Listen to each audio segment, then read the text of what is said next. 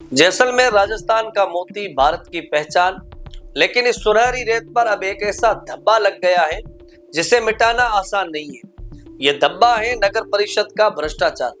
नमस्कार, मैं हयात कलीम मेहर और आप देख रहे हैं द बवाल। कहानी शुरू होती है राजा महाराजाओं और पुराने ठिकानेदारों के कथित पट्टों से। बैकडेटेड पेपर, ग्राम पंचायतों के पुराने कागज और नकली पट्टे। और यहाँ पर सबसे बड़ा सवाल, अगर ये असली थे तो रिकॉर्ड ऑफिस में क्यों दर्ज नहीं है? अगर वैध थे तो कोर्ट में क्यों नहीं गए? और अगर कोर्ट गए होते तो आदेश क्यों नहीं आया? यानी ये पट्टे झूठ का पुलिंदा थे, फिर भी नगर परिषद ने इन्हें वैध बना दिया। सुप्रीम कोर्ट ने कहा, forest pattas are void, sale deeds prepared on the basis of such pattas are also void. यानी फर्जी पट्टों का कोई कानूनी अस्तित्व ही नहीं है। नगर परिषद ने इस खेल को आगे बढ़ाने के लिए ऐसे लोग ढूंढे जो एक छोटे से प्लॉट के लिए तैयार हो जाए और अपने परिवार के नाम से फर्जी कागज तैयार करा दे। इन लोगों से फर्जी दस्तावेज बनवाए गए और वही दस्तावेज नगर परिषद को सौंप दिए गए। परिषद ने इन्हें असली मानकर एनओसी तक जारी कर दी।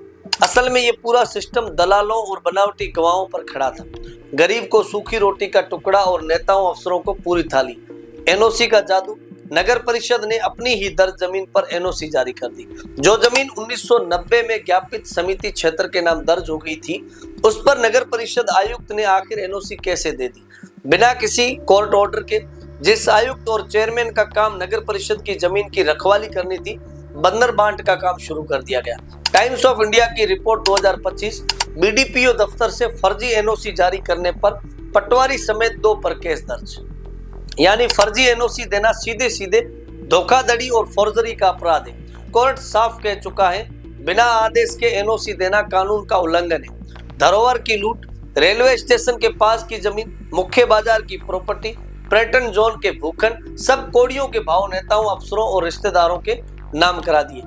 न्यू इंडियन एक्सप्रेस 2024 में छपी तमिलनाडु राज्य की खबर, land scam, 450 families still awaiting justice as a bogus pattas on government land cancelled. यानी ये कोई अकेला मामला नहीं है। भारत के कई राज्यों में फर्जी पट्टे और एनओसी पर जमीनें हड़पी गई और कोर्ट ने उन्हें रद्द किया। जांच क्यों नहीं हुई? सवाल ये है, जांच क्यों नहीं हुई? क्योंकि इस खेल में शामिल थे नगर परिषद अधिकारी, जनप्रतिनिधि और प्रशासन। जब गवाह ही अपराधी हो तो अदालत किस पर भरोसा करे? जब चौकीदार ही चोर बन जाए तो जनता किस पर भरोसा करेगी? कोर्ट की सख्ती, fake title deed can not be deposited for a valid mortgage. यानी नकली कागज पर कोई रजिस्ट्री, मॉर्गेज या ट्रांसफर माने ही नहीं। कोर्ट का रुख साफ है, फर्जी दस्तावेजों से मिला फायदा शून्य है।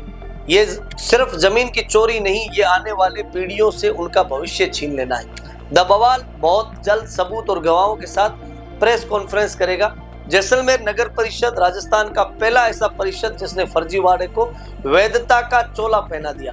लेकिन इतिहास गवाह है, जब जनता खड़ी होती है तो साम्राज्य ढह जाते हैं। तो अब सवाल आपसे है, क्या आप चुप बैठेंगे या अपनी जमीन और हक के लिए आवाज उठाएंगे? तो देखते रहिए और जुड़े रहिए द बवाल के साथ। शुक्रिया।